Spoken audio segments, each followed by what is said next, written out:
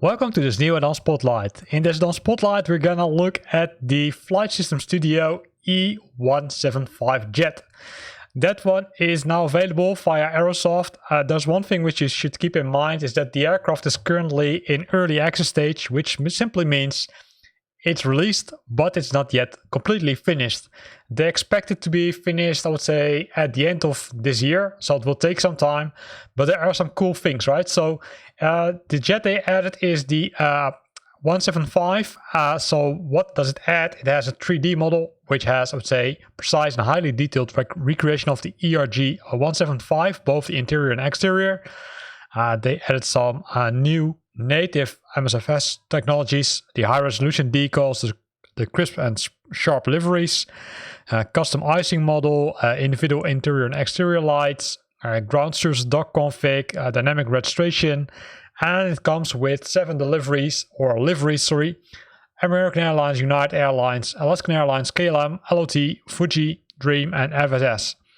If you look at the flight dynamics, that stands for the weight and the balance that's now being added, as well as the performance in limits to the real world map. It's configured by a real world airline pilots, right? So they use a pilot which normally flies the aircraft to, let's say, make sure that this works correctly. A fully custom sound pack, specifically done for this product, as well as multiple other enhancements which they did. Then going to the simulation section, they added new stuff, right?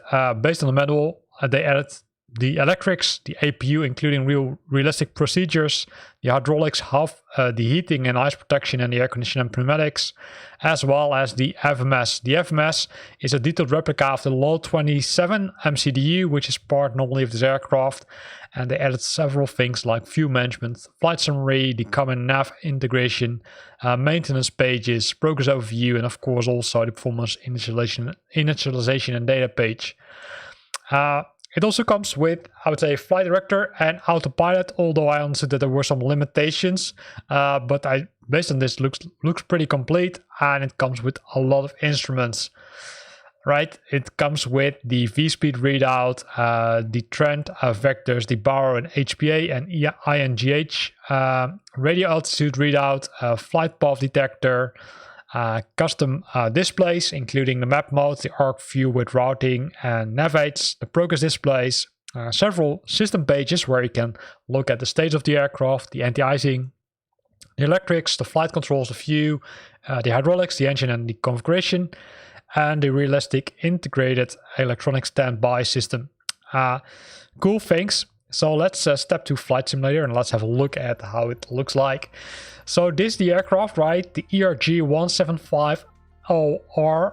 You've got 2 models. There it comes with the long winglet and the short winglet. You can see that both American aircrafts have both of them. And if you scroll down, you can see that they added that for several ones. For example, also this one, which is the FlightSim Studio, which is not a real aircraft or airliner. If we scroll down to the other airliners like United, KLM, they only come with the long winglet. So let's select KLM. Then let's select the place on the Earth where it's, let's say, currently day. Where shall we fly from?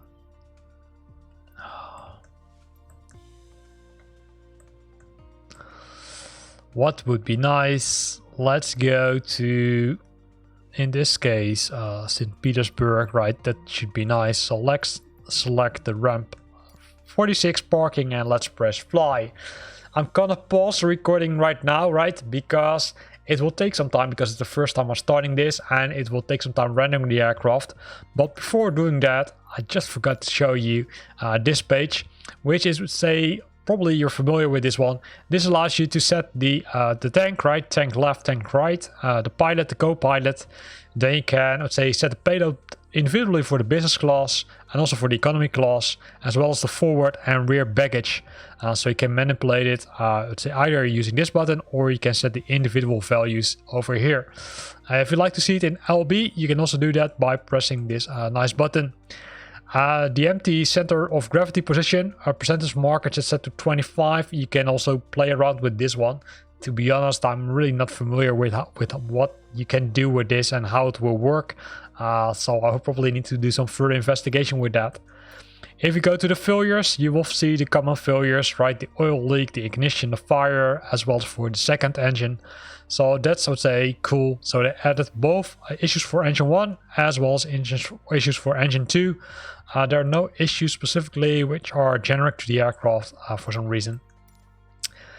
The customization for the HC options, you can see that all of them are switched off by default. So it looks like that this is potentially between brackets a bug, because you would expect that these would have been pre-populated like with other aircrafts in Flight Simulator.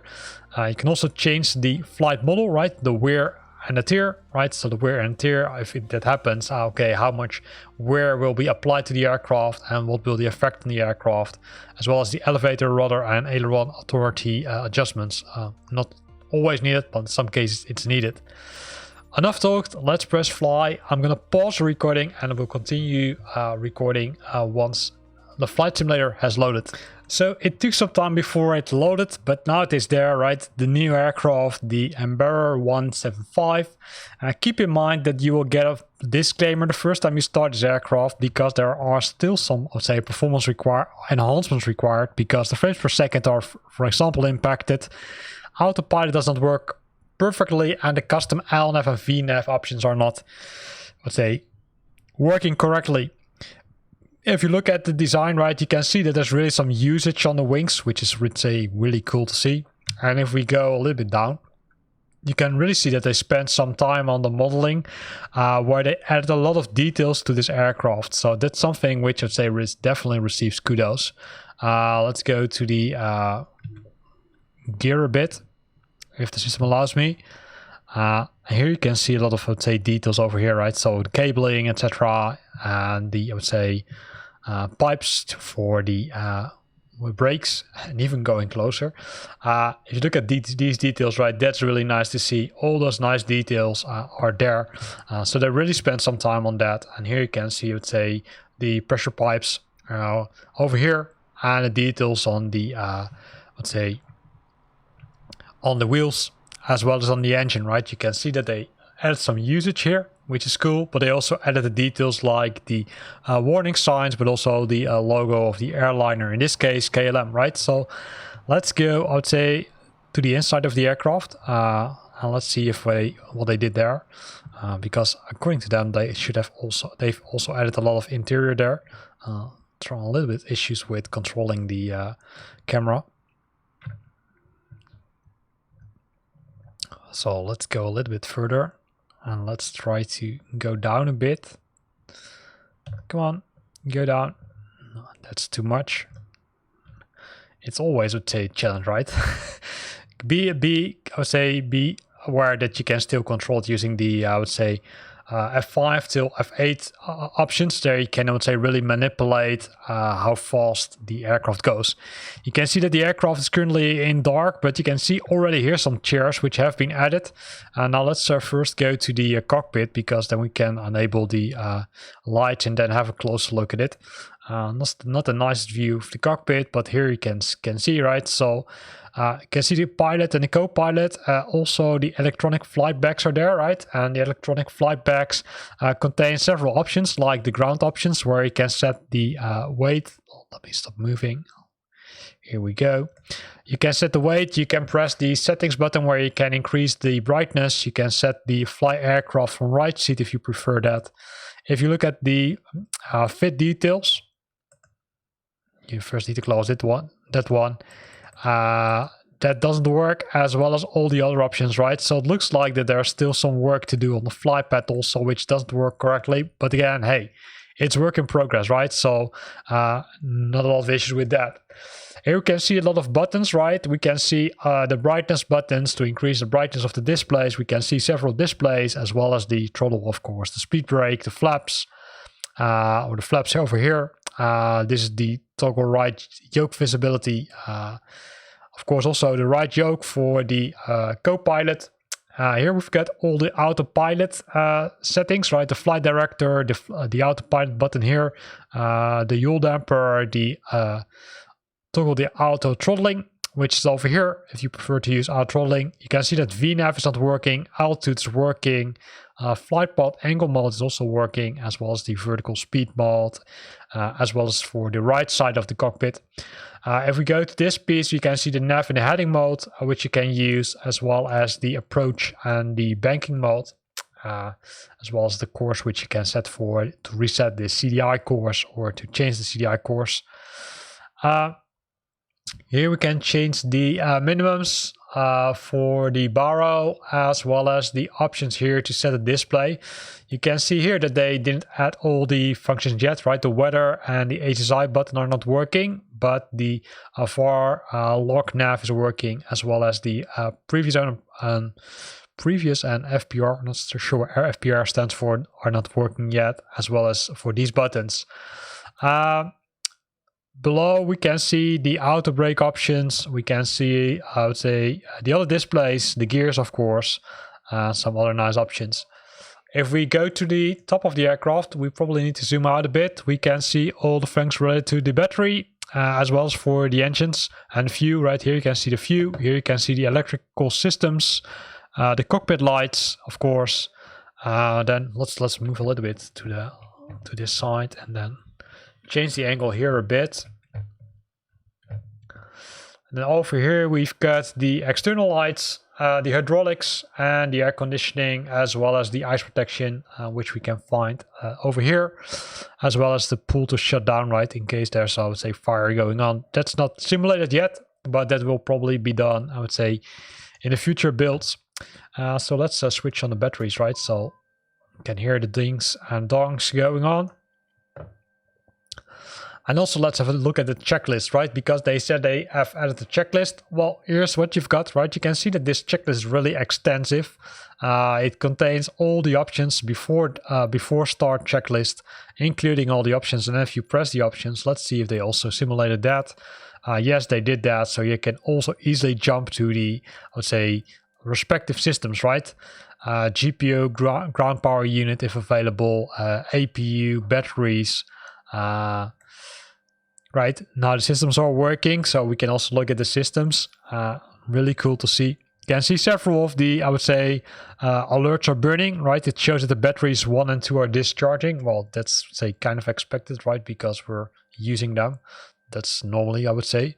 Let's see if we can switch the APU to start mode. I'm not following the checklist normally. Probably you should do it a little bit different, but here are the displays, right? So you can see that this is the information you will get. If we move down a bit, we can see more information about the N1s, the N2s, the pressure and the temperature, the flaps, of course, and the slats, the cabin information, the gears, as well as the, let's say, information shown here. This is a little bit, I would say, a different system which you would expect, right? It looks really realistic, so you can change the options here to show the weather data or to show the terrain. You can see that the display already works, right? And you can also enable the TCAS, which stands for Traffic Collision Avoidance System. By default, the NavAids airports waypoint identifiers and the progress is shown here.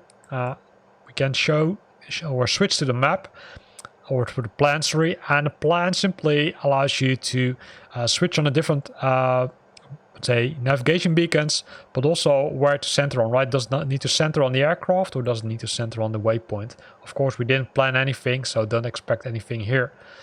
Then we can switch to the systems page, and the system page contains information about the aircraft itself, right? So you can easily switch between the different systems, like the flight control. You can switch to the hydraulics, which will give you hydraulics overview. You can go to the electrical systems, which shows the electrical systems, of course. So really nicely done. And if you want to switch back, you can do that easily by pressing the plan option, because it will bring you back to the normal page, and you can use this one to close that page. Here we can also see the horizontal instrument. Not sure what it's called. I forgot the name. The horizontal or the horizon. horizontal horizon, right? That was the word, I think. Including the, I would say, other pages where we can see the ground speed, the heading, and of course the course. We can see the communication radios, the navigation radios, as well as the heading, the compass. That's all nice. Still shows, okay, hey, emergency lights are not burning. Well, that's not an issue for us. Here it shows the co-pilot seat, right? In this case, it has been set by default to the battery page, which shows us flight 172.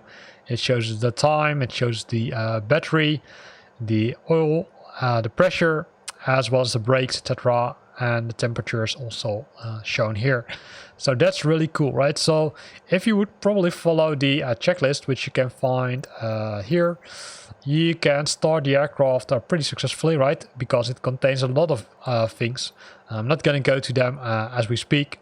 It looks like that they also used all the options, are used in built-in navigation or built-in features of Flight Simulator to easily switch between the different views and the different systems, which will help you navigating to the cockpit. And also some help text here, right? It will give you some help text to, hey, what do you need to do, right? Make sure that the doors are closed, etc. There could be some issues with that, but then simply report it to the, I would say, developers of this aircraft. Right, you can switch on a red beacon, all nice. Now, let's go to the back, right? So with the back, I really mean the back of this cockpit. If it allows me to do, probably gonna use the insert button because that allows me to easier navigate to the aircraft. Let me hide the checklist here, right? Because we don't want to see it anymore. You can now see the cabin lights are also burning. So that's cool. Let's go inside this one because I want to see how that looks like. This is how it looks like, right? So, and I would say probably this is, I would say, the nicest modeled cabin I've ever seen, including, I would say, the books, the displays over here for the business class. If we look at the kitchen, it's also really nicely modeled. Go a little bit here. So, right, you can even see, okay, they spent time on modeling this on the text. So pretty cool. Sometimes there are some Easter eggs over here, but I don't see them on. Whoa. Going too fast again. That's really irritating. I don't see them yet. So if we fly over the, let's say, cabin, you can see a lot. All the chairs are nicely modeled. No baggage. If we go down, you won't see much, right? Because I didn't model the baggage room. At least I don't expect it. Let me double check if it allows me to do move there. It doesn't allow me to move. It's going too fast, right? So let me hit the F5 key, which should slow down it a bit.